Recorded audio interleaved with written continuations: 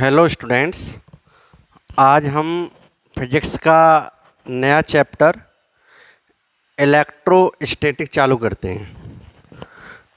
ठीक है बेटा, ये आपकी फिजिक्स का फर्स्ट चैप्टर है। ठीक है ना। एक्चुअल में जो अगर हम एनसीईआरटी या सीबीएसई बोर्ड के अकॉर्डिंग बात करें तो इलेक्ट्रोस्टैटिक एक यूनिट है पूरी, और इस यूनिट के अंदर अगर आपके सिलेबस के अकॉर्डिंग बात की जाए आरबीएसई बोर्ड के अकॉर्डिंग तो इसमें 4 चैप्टर्स कवर होते हैं। आपके पहले जो 4 चैप्टर हैं वो पूरे आपके इस चैप्टर के अंदर कवर होंगे। कौन से में? इलेक्ट्रोस्टैटिक में। ठीक, अब इस चैप्टर पर हम शुरुआत करते हैं। बेटा ये आपका स्कोरिंग चैप्टर है और कंपटीशन एग्जाम में इस चैप्टर से भी काफ़ी अच्छे क्वेश्चन आते हैं। ठीक है, तो आज का जो चैप्टर है वो जस्ट बेसिक इंट्रोडक्शन है। ठीक है ना। क्वेश्चन से रिलेटेड चीज़ें तो बहुत ही कम आएंगी, बट बेसिक इंट्रोडक्शन है आपका इलेक्ट्रोस्टैटिक का। और एक चीज़ और, मैं इस चैप्टर में आपको स्कूल के अकॉर्डिंग पॉइंट टू पॉइंट ही पढ़ाऊँगा। ऐसा नहीं है कि आपको कहानी सुनाने लगा, कोई फ़ायदा नहीं है उस कहानी सुनाने का मुझे। ठीक है ना। तो इसलिए मैं इस चैप्टर पे कहानी कम सुनाऊंगा और जो आपका पॉइंट टू पॉइंट सिलेबस है उसके बारे में ही हम लोग डिस्कस करेंगे। ठीक, तो बेटा जैसे हिंदी में इस चैप्टर को हम लोग, ठीक है, इंग्लिश में इलेक्ट्रोस्टैटिक बोलते हैं और हिंदी में इसे स्थिर विद्युत की नाम के चैप्टर से जाना जाता है। ठीक है, अब इस चैप्टर का बेटा हम बात करते हैं। जैसे आप देख रहे हो कि कुछ इलेक्ट्रो शब्द आ रहा है यहां पर। ठीक है, कुछ इलेक्ट्रो शब्द आ रहा है, तो ये इलेक्ट्रो शब्द ही आपको कुछ डील करा रहा है, कुछ महसूस करा रहा है। किसका? इलेक्ट्रॉन का। तो इसका मतलब इलेक्ट्रो शब्द कुछ इलेक्ट्रॉन से रिलेटेड चीज है, और इलेक्ट्रॉन जो नाम की चीज है आपकी वो क्या होती है बेटा? आपकी आवेश। जो इलेक्ट्रॉन नाम की चीज है, इलेक्ट्रॉन नाम की चीज को हम क्या बोलते हैं? आवेश। आपने इतना कुछ पढ़ा हुआ है, तो इसका मतलब इलेक्ट्रो जो शब्द है वो आपको क्या दे रहा है?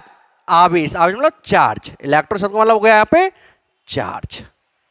और जो स्टैटिक शब्द हैं, और इस स्टैटिक शब्द का मतलब होता है रेस्ट। ठीक है, तो या आप हिंदी में कह सकते हो इलेक्ट्रो शब्द का मतलब स्थिर विद्युत की। विद्युत शब्द का मतलब क्या है? अगर मैं हिंदी में बात करूं तो विद्युत की या विद्युत के विद्युत शब्द का मतलब क्या है यहाँ पे? आवेश। और स्थिर शब्द का मतलब क्या है? रुका हुआ। आप सब लोग जानते हैं, रुका हुआ। ठीक है, तो स्थिर विद्युत की या इलेक्ट्रोस्टैटिक का मतलब है रुका हुआ आवेश। तो बेटा एक्चुअल तो जैसे आपको पता चल गया कि इस चैप्टर के अंदर जो हमें पढ़ाई करनी है, जो हमें पढ़ाई करनी है वो किसके बारे में करनी है? वो रुके हुए आवेश के बारे में पढ़नी है। तो आप कह सकते हो कि इलेक्ट्रोस्टैटिक क्या है? जैसे सब लोग बोलते हैं कि इलेक्ट्रोस्टैटिक क्या है? भौतिक विज्ञान की वह शाखा जिसके अंदर किसके बारे में पढ़ा जाए? रुके हुए आवेश के बारे में पढ़ा जाए। इसका मतलब जब चार्ज रेस्ट में हो, चार्ज आपका चल नहीं रहा हो, चार्ज आपका चल नहीं रहा हो, तो उस समय जो आप रुके हुए आवेश के बारे में जो भी अध्ययन पढ़ेंगे वो किस में आएगा? इलेक्ट्रोस्टैटिक में। तो एक्चुअल में चार्ज, आपने एक चीज पढ़ी होगी, current, electric current. Electric current क्या होता है? जब चार्ज के अंदर मूविंग प्रॉपर्टी होती है, जब चार्ज मूव करता है तो वहां पर करंट की वाली प्रॉपर्टी हो जाएगी। तो इस चैप्टर में आपको करंट से कुछ, करंट नाम की चीज नहीं पढ़नी, क्योंकि करंट नाम की चीज कब आती है? करंट नाम की चीज तो तब आती है जब आपका जो आवेश है वो कैसा हो बेटा? जब आपका आवेश चल रहा हो। यहां पर आपका संबंध करंट से नहीं है, किससे? केवल आवेश से है, और रुके हुए आवेश के बारे में पढ़ना है। ठीक है, अब आपके सामने ऐसे समझो कि हम तो 12th में आए, 11th हम तक हमने पढ़ी है, और 11th में जब हम आए तो अब तक पूरी 11th क्लास में फिजिक्स में हमने कहीं ये वाला शब्द नहीं सुना। तो मेरे लिए ये शब्द एक नया शब्द है। आवेश क्या मेरे लिए? एक नया शब्द। या चार्ज मेरे लिए क्या है? नया शब्द है। मैं नहीं जानता ये आवेश क्या है। ठीक है, वैसे आप सब लोगों को थोड़ा बहुत पता है कि आवेश क्या है, कि इलेक्ट्रॉन नाम की चीज जो होती है वो आवेश कहलाती, आवेश नाम की चीज होती है। तो आपके लिए तो अब ये समझो कि आवेश मेरे लिए क्या है? आवेश मेरे लिए एक नया शब्द है। तो मुझे तो इस आवेश के बारे में ही थोड़ा बहुत जानना है कि आवेश है क्या, ये किस चीज को हमने आवेश नाम दे दिया बेटा। ठीक, तो अब अपना जो डिस्कशन होगा वो किस पर होगा, अपना पूरा डिस्कशन अब थोड़ा सा चलेगा किस पर, चार्ज पर, आवेश पर, कि ये चार्ज होता क्या है, चार्ज कहते किसे हैं। ठीक है, थोड़ा थोड़ा बेसिक इंट्रोडक्शन आपको सबको पता है। अब देखो बेटा, जो मटेरियल होते हैं, जैसे ठीक है, जो आपके मटेरियल होते हैं, जो आपके पदार्थ होते हैं, ठीक है, जो आपके मटेरियल हैं, जो आपके पदार्थ हैं, तो आपने देखा कि अगर एक मटेरियल दूसरे मटेरियल पे क्या लगा रहा है, एक मटेरियल दूसरे मटेरियल पे क्या लगा रहा है, फोर्स लगा रहा है। मान लीजिए, ठीक है, जैसे आपने देखा कि अगर मैं इस चीज को गिराता हूं, इस चीज को गिराता हूं, तो ये चीज जब मैंने गिराई तो ये अर्थ पर आई, अर्थ पर आई, तो इसका मतलब इस चीज को जो अर्थ पर कौन लाने वाला है, ये भी एक मटेरियल है, अर्थ भी एक मटेरियल है, वो पदार्थ है। ठीक है ना, जिसके पास द्रव्यमान है वो चीज क्या कहलाती है, जिस राशि जिसके पास द्रव्यमान है वही वस्तु क्या कहलाती है, पदार्थ कहलाती है। पदार्थ मतलब क्या है, द्रव्यमान वाली वस्तु। ठीक है, द्रव्यमान का होना ही मतलब पदार्थ है। तो अगर मैं इस मार्कर को गिराता हूं यहां पर, तो आप कहते हो कि ये धरती पर आता है, तो मैं आपसे पूछता हूं कि इसे कौन गिराया, ये क्यों धरती पर आया, तो आप कहेंगे गुरुत्वाकर्षण बल के कारण। किसके कारण, गुरुत्वाकर्षण बल के कारण। तो इस गुरुत्वाकर्षण बल आया कहां से, तो आपने कहा कि, तो आपने 11th क्लास में क्या पढ़ा कि सर अगर एक मटेरियल दूसरे मटेरियल पर फोर्स लगा रहा है तो ऐसा फोर्स तो हम लोगों ने एक वस्तु के कारण दूसरी वस्तु पर लगने वाला अब तक जो हमने फोर्स पढ़ा है वो तो केवल कौन सा फोर्स पढ़ा, ग्रेविटेशन फोर्स, गुरुत्वाकर्षण बल। सर हमने तो ये पढ़ा है कि अगर एक वस्तु दूसरी वस्तु पर क्या लगा रही है, बल लगा रही है, फोर्स लगा रही है, तो वो कौन सा बल होगा, ग्रेविटेशनल फोर्स होगा, गुरुत्वाकर्षण बल होगा। बोलो होगा या नहीं होगा, क्लियर। तो अब इस मटेरियल के अंदर क्या प्रॉपर्टी है, तो आप कहेंगे सर मटेरियल के अंदर ये एक मटेरियल दूसरे मटेरियल पर जो गुरुत्वाकर्षण बल लगा रहा है ये किस प्रॉपर्टी के कारण लगा रहा है, कोई ना कोई तो ऐसा गुण होगा जिसके कारण ये बल लग रहा है। तो वो कौन सी प्रॉपर्टी है, कौन सा गुण है जिसके कारण मटेरियल के पास वो कौन सी वस्तु है, वो कौन सी चीज है जिसके होने के कारण ये वाला मटेरियल इस वाले मटेरियल पे क्या लगा रहा है बेटा, फोर्स लगा रहा है। तो हम लोग क्या बोलते हैं कि सर वो चीज तो मास कहलाती है, द्रव्यमान है। तो वो द्रव्यमान प्रॉपर्टी, वो द्रव्यमान वो गुण है जिसके होने के कारण इसके पास भी मास और इसके पास भी मास, और इस मास प्रॉपर्टी मतलब द्रव्यमान, इसके पास भी द्रव्यमान और इसके पास भी द्रव्यमान, और इस द्रव्यमान के होने के कारण ही क्या हो रहा है, ये वाली वस्तु इस वाली वस्तु पे क्या लगा रही है, फोर्स लगा रही है। और सर ये द्रव्यमानों के गुण के कारण, तो कौन सा गुण हो गया, तो मटेरियल के अंदर वो कौन सी प्रॉपर्टी है जिसके होने के कारण क्या लगा रही है, एक वस्तु दूसरी वस्तु फोर्स लगा रही है, सर वो तो मास प्रॉपर्टी है। अब तक तो हमने यही पढ़ा है कि सर मास प्रॉपर्टी होने के कारण क्या होती है, एक बॉडी दूसरी बॉडी पे क्या लगाती है, फोर्स लगाती है, और वो फोर्स क्या कहलाता है, ग्रेविटेशनल फोर्स कहलाता है। तो अगर मैं कहीं पर भी ये देख रहा हूं सर कि एक बॉडी दूसरी बॉडी पे क्या लगा रही है, फोर्स लगा रही है, एक वस्तु दूसरी वस्तु की ओर आ रही है, खींच रही है, तो इसका मतलब उनके पास वो फोर्स किस प्रॉपर्टी के कारण आया, मास के कारण आया। किसके कारण आया, मास के कारण आया। ठीक है जी। तो अब तक हम लोगों ने जो पढ़ा वो ये पढ़ा है कि मास क्या है, मास किसी मटेरियल की वह प्रॉपर्टी है जिसके कारण क्या होता है, एक मटेरियल दूसरे मटेरियल पे क्या लगाता है, ग्रेविटेशनल फोर्स लगाता है। ठीक है, मास मटेरियल की वह प्रॉपर्टी है, द्रव्यमान वस्तु का वह गुण है जिसके होने के कारण एक पिंड दूसरे पिंड पर, एक वस्तु दूसरी वस्तु पर क्या लगाती है, गुरुत्वाकर्षण बल लगाती है। सर वो गुण क्या कहलाता है, आपका मास कहलाता है। तो अगर हमसे कोई पूछे कि फोर्स प्रोड्यूस करने की प्रॉपर्टी क्या है, तो मास प्रॉपर्टी का क्या होता है, फोर्स प्रोड्यूस होता है। सर अब क्या हुआ बेटा, चलो ठीक बात। अब हम क्या देखा हमने कि जैसे मान लीजिए ये मार्कर है, ठीक है, ये मार्कर हैं, ये प्लास्टिक का ऐसे मान लीजिए कांच के, ठीक है। अब मैंने क्या किया, कुछ कागज के छोटे छोटे टुकड़े रख दिए बेटा, हैं क्या किया मैंने, ये आपका मार्कर है, मैंने कुछ कागज के क्या करें, छोटे छोटे से बारीक से क्या रख दिए, टुकड़े रख दिए। ठीक है, अब मैंने क्या किया, इस मार्कर को लाया और उन टुकड़ों के बीच में ऐसे खूब घुमाया इस तरीके से, और फिर मैंने हटाया, तो मैंने देखा कोई भी टुकड़ा उस मार्कर के साथ अटैच नहीं हुआ। मतलब गुरुत्वाकर्षण बल बहुत कमजोर है, हैं, गुरुत्वाकर्षण बल बहुत कमजोर है, जिसके कारण क्या हुआ, इस मार्कर और उस कागज के टुकड़े के बीच में क्या हो रहा है, फोर्स नहीं लग रहा। अब मैंने क्या किया, इस मार्कर को इस तरीके से ऐसे रबड़ किया है, इस तरीके से मैंने इसको रगड़ा, और जब मैं ऐसे मैंने इसको रगड़ा और रगड़ कर जब मैं इस मार्कर को उन्हीं कागज के टुकड़ों के बीच में लाया, उन्हें कागज के टुकड़ों के बीच में लाया, तो बेटा मैंने क्या देखा कि ये कागज के जो टुकड़े हैं वो इस मार्कर के साथ क्या हो गए, अटैच हो गए। ठीक है, आप देखना ऐसे होता है हैं, वो छोटे छोटे जो कागज टुकड़े हैं वो मास के इसके साथ क्या हो गए, अटैच हो गए।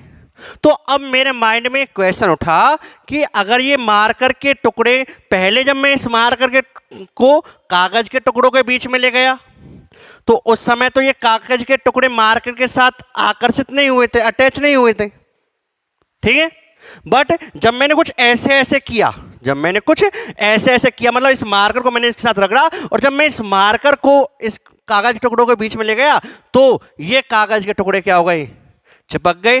तो अगर ये जो कागज के टुकड़े और मास के इस मार्कर के बीच में जो फोर्स लग रहा है, अगर वो गुरुत्वाकर्षण बल होता, अगर वो गुरुत्वाकर्षण बल होता, मतलब वो बल मास प्रॉपर्टी के कारण ही होता, द्रव्यमान गुण के कारण भी होता, तो पहले भी कागज के टुकड़े चिपकने चाहिए थे और बाद में भी चिपकने चाहिए थे।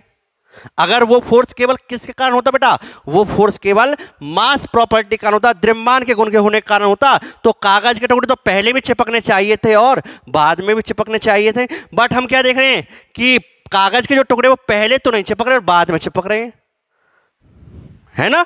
तो इसका मतलब यहां पर है, यहां पर जो मैंने ये मार्कर का टुकड़ा ये कुछ ऐसे ऐसे जब मैंने रगड़ा तो इस रगड़ने पर इस मार्कर के अंदर कोई एक ऐसा नया गुण डेवलप हो गया, कोई ऐसी नई प्रॉपर्टी डेवलप हो गई जो पहले नहीं थी बट अब हो गई। और उस प्रॉपर्टी के डेवलप होने के कारण कोई ऐसी इसके अंदर प्रॉपर्टियां इस तरीके से ऐसे रगड़ने पर, जब मैंने इस मार्कर को ऐसे रगड़ा तो ऐसे रगड़ने पर क्या हुआ होगा, ऐसे रगड़ने पर क्या हुआ बेटा, इस मार्कर के अंदर कोई ऐसी प्रॉपर्टी डेवलप हो गई, पैदा हो गई, उत्पन्न हो गई, जिसके कारण क्या हुआ, वो कागज के जो छोटे छोटे टुकड़े हैं वो चिपक गए, वो चिपक गए। तो इसका मतलब क्या हुआ कि वो कोई ना कोई ऐसे प्रॉपर्टी अलग, वो कोई ना कोई ऐसी प्रॉपर्टी जो मास से अलग है। अगर मास वाली प्रॉपर्टी होती तो दोनों ही केसों में कागज के टुकड़े चिपकने चाहिए थे, बट दूसरे केस में चिपक रहे हैं, पहले केस में नहीं चिपक रहे। इसका मतलब मास प्रॉपर्टी उत्तरदायी नहीं है उस कागज के टुकड़ों को चिपकाने के लिए।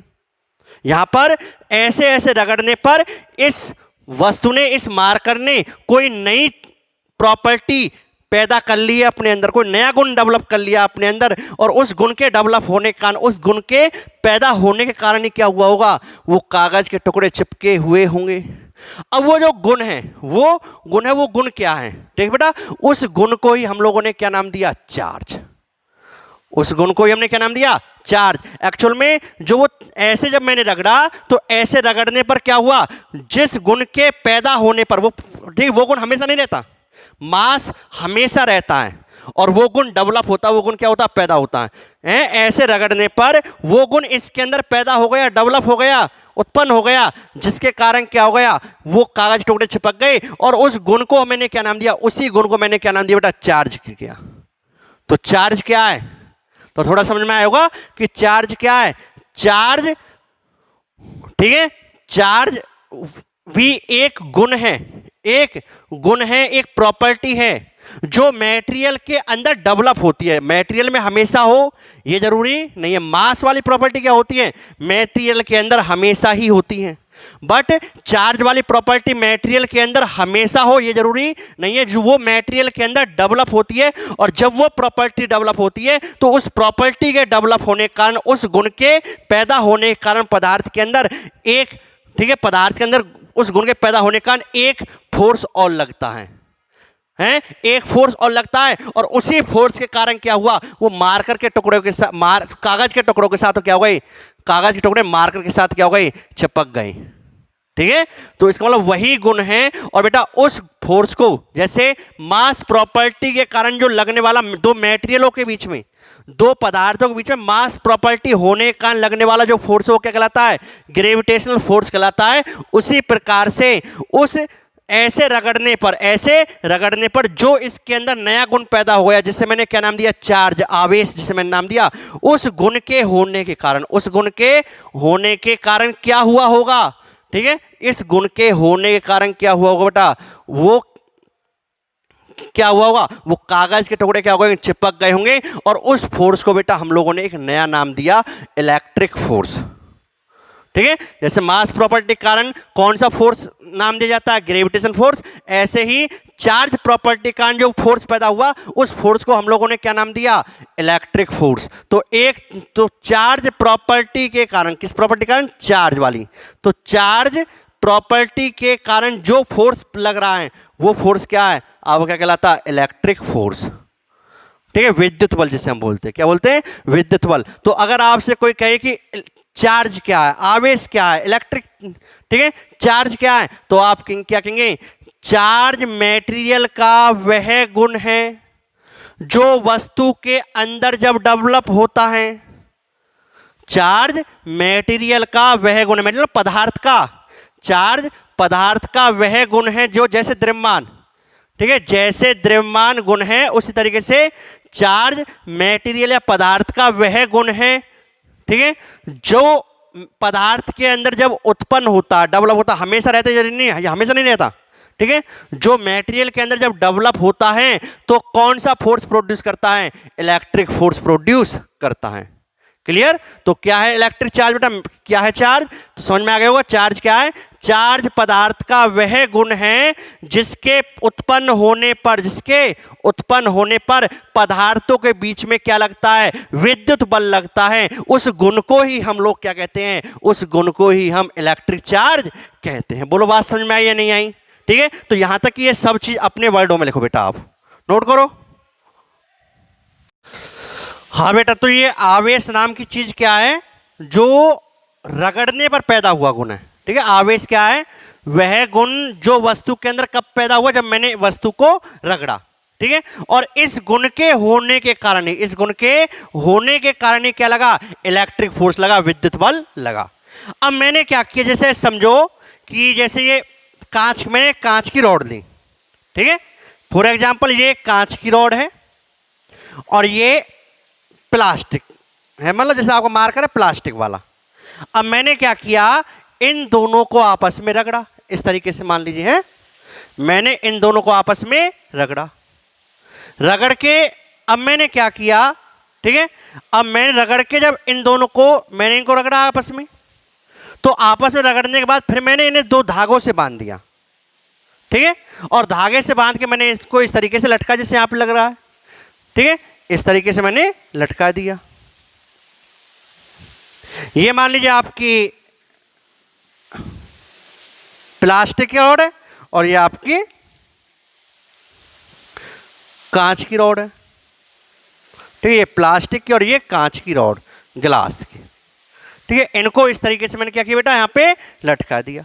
अब मैंने क्या देखा, जैसे मैं इन्हें लटकाता हूं फ्रीली इस तरीके से, तो ये तो एक दूसरे की ओर आकर्षित होने लगते हैं, इनके बीच में दूरी क्या होने लगती है, कम होने लगती है।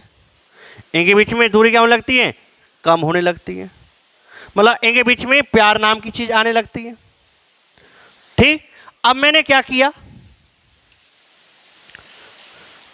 किया, एक मार्कर जैसे मैंने, ठीक है, ये कांच की रॉड है, प्लास्टिक है, मैंने एक, ठीक है, एक कांच की रॉड ली, इस प्लास्टिक के साथ रगड़ी, फिर मैंने एक दूसरी कांच की रॉड और ली और उस दूसरी कांच की रॉड को भी क्या किया, इस प्लास्टिक के साथ रगड़ा।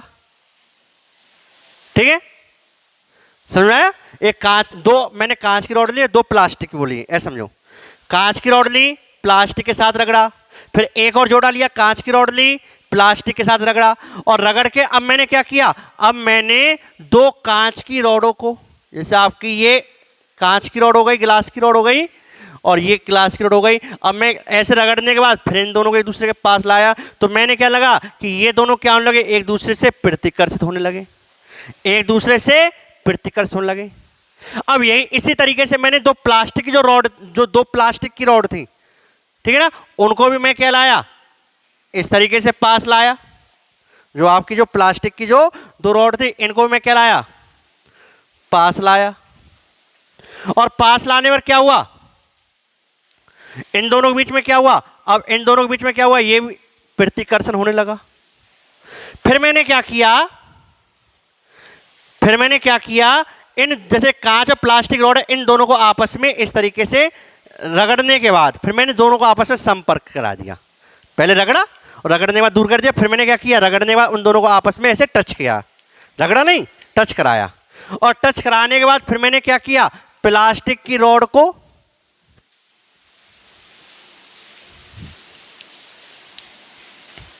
ठीक, आपके प्लास्टिक और ये कांच की रॉड को, इन दोनों को पास लाया, तो इनके बीच में मैंने क्या देखा, कोई दूरी, कोई फोर्स न लगा, नो फोर्स। हेयर अट्रैक्शन का फोर्स, यहां पे क्या है, अट्रैक्शन, यहां पे क्या है, रिपल्सन, प्रतिकर्षण, यहां पे क्या है, रिपल्सन। तो मैंने क्या देखा कि जो एक जैसी है, जैसे आप देख रहे हो कांच की रॉड, ये ग्लास रॉड है, ये भी ग्लास रॉड, ये प्लास्टिक रॉड, ये भी प्लास्टिक रॉड है। मैंने क्या देखा, जब मैं रगड़ने के बाद जब मैं एक जैसी रॉडों को पास में ला रहा हूं तो उनके बीच में नफरत हो रही है। यहां पे भी देखो पास लाया नफरत, यहां पे भी क्या लाया, पास लाया नफरत, और यहां पे क्या हो रहा, प्यार। इसका मतलब यहां पर अट्रैक्शन, यहां पर रिपल्सन, यहां पर रिपल्सन। इसका मतलब एक जैसी वस्तुओं के मध्य क्या हो रहा है, प्रतिकर्षण, और अपोजिट वस्तुओं के मध्य क्या हो रहा है, आकर्षण। और जब मैंने दोनों को टच किया, टच करने के बाद यहां पर ना आकर्षण और ना यहां पर प्रतिकर्षण। इसका मतलब क्या हुआ, टच करने के बाद यहां पर तो आवेश नाम का गुण खत्म हो गया। अगर यहां पे ना आकर्षण और ना प्रतिकर्षण, इसका मतलब क्या है, यहां पर आवेश नाम का गुण खत्म हो गया। यहां पर रगड़ने के बाद लाया हूं, यहां पर रगड़ने के बाद टच करके लाया हूं, तो यहां पर टच करने के बाद मैंने क्या देखा, ना आकर्षण है ना प्रतिकर्षण, मतलब आवेश नाम का गुण खत्म हो गया। यहां पर क्या हो रहा है, यहां पर अपोजिट वस्तुओं के बीच में आकर्षण हो रहा है, यहां पर एक जैसी प्रतिकर्षण हो रहा है, एक जैसी प्रतिकर्षण हो रहा है। इसका मतलब ये हुआ कि जो ये रगड़ने पर जो ये आवेश नाम की चीज पैदा हो रही है, ये एक नहीं है। अगर गिलास रॉड पर होने वाले आवेश को मैं ए नाम देता हूं तो ये ए, और प्लास्टिक रॉड पर रहने वाले आवेश को मैं क्या नाम देता हूं, बी। तो ये आवेश जो है, अगर आवेश ए और बी, जैसे मान लीजिए इस पर आने वाला आवेश बी, इस पर आने वाले आवेश क्या है, ए, ठीक है। मैं कह रहा हूं ग्लास रॉड पर जो आवेश है उसे मैं ए नाम दे रहा हूं, और प्लास्टिक पर जो आवेश है उसे मैं क्या नाम दे रहा हूं, बी। तो यहां पे क्या देख रहे हैं हम कि यहां पर अगर इस पर आवेश ए है, इस पर ए, तो ए और ए के मध्य क्या हो रहा है, प्रतिकर्षण। बी और बी के मध्य क्या हो रहा है, प्रतिकर्षण। और ए और बी के मध्य क्या हो रहा है, आकर्षण। इसका मतलब क्या हुआ कि जो ये आवेश है, आवेश कितने प्रकार के, दो प्रकार के भैया, क्योंकि यहाँ पे क्या हो रहा है, दो एक जैसी वस्तुओं के मध्य तो दो एक जैसी वस्तुओं के मध्य तो क्या हो रहा है, प्रतिकर्षण, और दो विपरीत प्रकार की वस्तुओं के मध्य क्या हो रहा है, आकर्षण। इसका मतलब ये आवेश कितने प्रकार का होगा, दो प्रकार का होगा। और आवेश दो प्रकार के होने के कारण क्या हो रहा होगा, अपोजिट वस्तुओं के मध्य आकर्षण, और एक जैसी वस्तु के मध्य क्या हो रहा होगा, प्रतिकर्षण। ठीक है, तो इस चीज से हमें क्या निकला, और ठीक है ना, इस चीज से हमें क्या निष्कर्ष निकला कि जो ये आवेश है ये दो अलग अलग टाइप के होते हैं, एक आकर्षण और एक प्रतिकर्षण। मतलब एक, ठीक है, दो अलग अलग टाइप के हैं। एक पर अगर आवेश को मैं ए नाम दे रहा हूं तो दूसरे पर आवेश का नाम दूंगा बी। दोनों पर आवेश एक जैसा है ये जरूरी नहीं है। आप देख रहे हो रगड़ने पर दो वस्तुओं पर आवेश एक जैसा नहीं आ रहा, रगड़ने पर दोनों वस्तुओं पर आवेश क्या आ रहा है, एक जैसा थोड़ी आ रहा है। अगर एक जैसा आवेश होता तो जो गुण यहां पर है प्रतिकर्षण का वही गुण यहां होना चाहिए, प्रतिकर्षण का, और वही गुण क्या होना चाहिए, प्रतिकर्षण का। बट यहां पे क्या हो रहा है, अलग अलग के मध्य आकर्षण और एक जैसी के मध्य प्रतिकर्षण। इसका मतलब क्या हुआ कि यहां से तो ये क्लियर हुआ कि भैया जो ये आवेश है ये कितने प्रकार का, दो प्रकार का। तो इस चीज से हमें ये पता चल गया कि आवेश कितने प्रकार के होते हैं, दो प्रकार। अब ये चीज तो हमें पता चल गई कि भाई आवेश दो प्रकार के। अब इनका नाम क्या दें, अब इनका नाम क्या दें।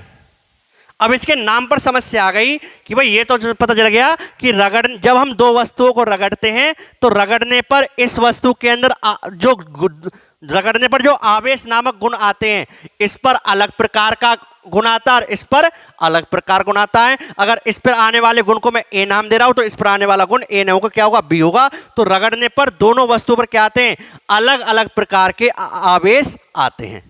ठीक है, एक आवेश को मैं ए दे बोलता हूं, दूसरे आवेश को बी देता हूं। अब इस आवेश को नाम क्या दें, ठीक है, ए बी दे, अब इनको कुछ भी नाम दे सकते थे भाई, हमारा मन किया हम कुछ भी दे सकते हैं। एक को राम कह ले, दूसरे को श्याम कह ले, एक को गोरा कह ले, एक को काला कह ले, सब नाम देते हैं। ये नाम तो हमारे हाथों में है भाई, कोई दो विपरीत प्रकार ले ले, ठीक है, लाल काला ले ले, ठीक है, नहीं ऐसे में तो ये तो पता चल गया कि ये आवेश विपरीत प्रकार के होते हैं, ठीक है, एक जैसे नहीं होते, एक जैसे बस, ठीक है, अलग अलग प्रकार के दो आवेश है जो विपरीत प्रकार के हैं, ठीक है। अब इनका नाम क्या दे, इस पर हमें क्वेश्चन उठ गया, इस चीज पर क्वेश्चन उठा कि इन आवेशों का नाम क्या दे, इन आवेशों का चिन्ह क्या बनाए, ठीक है। अब इनका चिन्ह क्या बनाए, अब ये समस्या हमारे सामने आ गई। अब हमने क्या देखा कि यार जब मैं इस पर भी आवेश, जब मैंने इन दोनों को रगड़ा, इन दोनों को रगड़ा, तो रगड़ने पर इस पर भी आवेश आ गया और इस पर भी आवेश आ गया, इस पर ए और इस पर बी। बट जब मैंने आपस में संपर्क में लाया और संपर्क में लाने के बाद जब मैंने रखा तो मैंने क्या देखा, ना तो इस पर आवेश और ना इस पर आवेश, क्योंकि आवेश नामक गुण होता तो इनके बीच में क्या होता, या तो आकर बल लगता, बट जब मैं इनको रगड़ के दूर ले जा रहा हूं तब तो इनके बीच में बल लग रहा है, और रगड़ के दूर लाने के बाद जब मैं इनको मिला रहा हूं और मिलाने के बाद इस तरह मिलाने के बाद फिर मैं अलग कर रहा हूं तो मैं क्या देख रहा हूं, अब इन पर बल नहीं लग रहा, तो इसको मतलब अगर इन पर बल नहीं लग रहा तो इसको मतलब अब इनके पास क्या आवेश नामक चीज नहीं है, मतलब जो आवेश पहले तो इन पर था, रगड़ने पर तो था, बट रगड़ने के बाद संपर्क में लाने के बाद वो खत्म हो गया, डिलीट हो गया। अब यार ये डिलीट कहां चला गया, क्योंकि हम तो जानते हैं कि कोई चीज अगर जैसे पदार्थ है, जो कोई भी चीज किसी के पास हो बट वो खत्म नहीं होती मिलाने पर, किन्हीं भी दो चीजों को अगर हम मिलाते हैं तो हमेशा बढ़ती है, यहां पे तो वो खत्म हो रही है, नहीं है बस में भाई। अगर हम किन्हीं भी दो चीजों को मिलाएंगे, मिक्स करेंगे तो खत्म थोड़ी होती है भैया, ठीक है। आप कुछ भी दो चीज मिला दो खत्म थोड़ी होती है, अलग अलग प्रकार की दो चीज मिलाओ खत्म थोड़ी होती है, बट यहाँ पे क्या हो रही है, डिलीट हो रही है, खत्म हो रही है। अब ऐसे यार ये कैसे डिलीट हो गया, यहाँ पर पहले आवेश था, मिलाने आपस में मिलाने पर आवेश डिलीट हो गया, आवेश नामक चीज नहीं रहा। तो अब यहाँ पर साइंटिस्टों की चीज में यार ऐसा कहाँ पर होता है, तो साइंटिस्टों की चीज में यार ऐसा तो मैथमेटिक्स में होता है। मैथमेटिक्स में क्या होता है कि अगर हम एक प्लस नाम की चीज और एक माइनस नाम की चीज, अगर हम +2 के साथ -2 मिलाए तो कुछ नहीं रहेगा, 0 रह जाएगा। तो डिलीटिंग जो चीज होती है, जो डिलीटिंग होती है वो तो किस में होती है यार, ये डिलीटिंग तो इस तरह का डिलीट होना तो किस में होता है, इस तरह का डिलीट होना तो मैथमेटिक्स के अंदर होता है। इसका मतलब क्या हुआ कि अगर ये चीज डिलीट हो रही तो ये क्या है, तो इसका मतलब एक चीज पॉजिटिव वाली होगी और एक चीज नेगेटिव वाली होगी, क्योंकि पॉजिटिव और नेगेटिव वाली चीज मिलकर क्या होती है, डिलीट होती है। तो इस आधार पर जो इसके चिन्ह बनाए गए, ठीक है, एक आवेश के एक चिन्ह को नाम दिया गया पॉजिटिव और एक चिन्ह को नाम दिया गया नेगेटिव, ठीक है। तो आवेश दो प्रकार के होते हैं, ठीक है। ये आवेश का चिन्ह कैसा है, उनको नाम क्या दे कि एक पर, ठीक है, एक भाई दोनों पर अपोजिट कैटेगरी, तो इस पर जो आवेश है उसका चिन्ह क्या होना चाहिए, इस पर आवेश क्या होना चाहिए, उसका होना चाहिए। तो ये चिन्ह कहां से दिमाग में आया, मैथमेटिक्स से। क्यों, क्योंकि आपस में मिलाने पर ये चीज डिलीट हो रही है, और डिलीट कब होती है कोई चीज, जब एक पॉजिटिव और एक नेगेटिव, इसका मतलब एक को एक गुण धनात्मक होगा और दूसरा गुण क्या होगा, ऋणात्मक होगा। तो एक आवेश को हमने नाम दिया पॉजिटिव और एक आवेश को नाम दिया हमने नेगेटिव, ठीक है। तो अब ये जो पॉजिटिव और नेगेटिव चिन्ह है, ठीक है, धनावेश और ऋणावेश, ये जो चिन्ह दिए, ये बीजगणितीय जो चिन्ह है, ठीक है, ये दिए थे बेंजामिन फ्रैंकलिन ने। किसने दिए थे, बेंजामिन फ्रैंकलिन। बस थोड़ा ध्यान रखना, बेंजामिन फ्रैंकलिन ने ये चिन्ह दिए थे कि भैया बीजगणितीय जो आवेश के जो बीजगणितीय चिन्ह है, ये किसने दिए, बेंजामिन फ्रैंकलिन ने। और वो किस लॉजिक के अकॉर्डिंग, इस वाले लॉजिक के अकॉर्डिंग ये चिन्ह दे दिए, ठीक है जी। तो एक तो अब ये हमारे समझ में आ गया कि आवेश भाई साहब कितने प्रकार के होते हैं, दो प्रकार के होते हैं, ठीक है। अगर हम दो वस्तुओं को आपस में रगड़ते हैं तो दोनों पर विपरीत प्रकृति का आवेश आता है, एक पर पॉजिटिव आएगा और दूसरे पर नेगेटिव आएगा। अब पॉजिटिव आवेश किसे देना, नेगेटिव किसे देना, ये कोई लॉजिक नहीं है। अब ये हमने अपने अकॉर्डिंग दे दिया। अब जैसे अब हम बात करते हैं, जैसे ना परमाणु की बात करते हैं, हम कहते हैं ये परमाणु होता है वो विद्युत उदासीन होता है। परमाणु जो होता है, अगर हम इलेक्ट्रॉन थ्योरी पढ़े, अगर हम न्यूक्लियर परमाणु के बारे में पढ़े, तो हम लोगों ने क्या पढ़ा कि जो परमाणु होता है वो उदासीन होता है, और परमाणु के अंदर जो केंद्रीय भाग होता है उस पर आवेश अलग कैटेगरी का होता है, और उसके चारों ओर जो होते हैं उन इलेक्ट्रॉन जो होते हैं, ठीक है, इन पर आवेश अलग कैटेगरी। परमाणु के अंदर क्या होता है, न्यूक्लियस में प्रोटॉन जो होता है, ठीक है, और जो इलेक्ट्रॉन होता है, प्रोटॉन इलेक्ट्रॉन में क्या होता है, आवेश अलग कैटेगरी का होता है। अब प्रोटॉन पे कौन सा आवेश है, इलेक्ट्रॉन में कौन सा आवेश है, ये कोई इसका कोई प्रमाण नहीं है कि प्रोटॉन में पॉजिटिव आवेश होता है, इलेक्ट्रॉन में नेगेटिव आवेश होता है। ये हम लोगों ने अपने अकॉर्डिंग दिए कि हमें ये पता चल गया कि भाई नाभिक उदासीन है, इस पर कोई आवेश नहीं है, इसका मतलब जितना, और इसके अंदर प्रोटॉन नामक चीज पर भी कुछ चीज है और इसके अंदर भी कुछ चीज है, तो मतलब जितना आवेश इस पर होगा उतना ही आवेश इस पर होगा, नेट आवेश 0 है। तो इसका मतलब अगर ये पॉजिटिव होगा तो ये नेगेटिव होगा। अब किसको पॉजिटिव दे और किसको नेगेटिव दे, इसके पीछे कोई रीजन नहीं है कि प्रोटॉन को पॉजिटिव क्यों कहा गया, इलेक्ट्रॉन को नेगेटिव क्यों दिया, ये हमने अपने अकॉर्डिंग दे दिया वैसे ही। ठीक है, किसी ने कहा जी प्रोटॉन पर हमें क्या लेना, हमेशा पॉजिटिव आवेश, और इलेक्ट्रॉन पे क्या लेंगे फिर हम, नेगेटिव आवेश। तो ये हम लोगों ने बनाया कि प्रोटॉन पे क्या होता है पॉजिटिव आवेश और इलेक्ट्रॉन पे क्या होता है नेगेटिव आवेश। तो बेटा प्रोटॉन पर हम लोग क्या मानते हैं पॉजिटिव और इलेक्ट्रॉन में क्या मानते हैं नेगेटिव। तो इस तरीके से हमने आवेश के बारे में 2 चिन्ह दे दिए और ये बता दिया कि भैया एक पर, जैसे आपके नाभिक के अंदर परमाणु के अंदर जो प्रोटॉन होता है, प्रोटॉन पे क्या लेना धनावेश और इलेक्ट्रॉन पे क्या लेना ऋणावेश। अगर परमाणु उदासीन है तो जितने इसमें प्रोटॉन होते हैं उतने इसमें इलेक्ट्रॉन होंगे, जितना धनावेश होगा उतना ही ऋणावेश होगा, जिस कारण कुल आवेश क्या होगा 0 होगा। ठीक है, तो इस तरीके से आवेश के चिन्ह दिए गए। तो यहां तक की सब चीज आप नोट कीजिए। ठीक है, आज की वीडियो में इतना ही है, इससे आगे हम नेक्स्ट वीडियो में पढ़ेंगे। ठीक है, आवेश के बारे में काफी अभी डिटेल में चर्चा होगी, तो थोड़ा सा हमने आवेश के बारे में डिस्कशन किया है, हल्का सा इन्हें ध्यान से समझना। ये बेसिक इंट्रोडक्शन है, अभी अपनी सही तरीके से गए ना तो क्लास अभी चालू नहीं हुई है, जस्ट बेसिक इंट्रोडक्शन है कि ये आवेश है क्या चीज। ठीक है, तो आज की क्लास यहीं पर समाप्त। Thank you.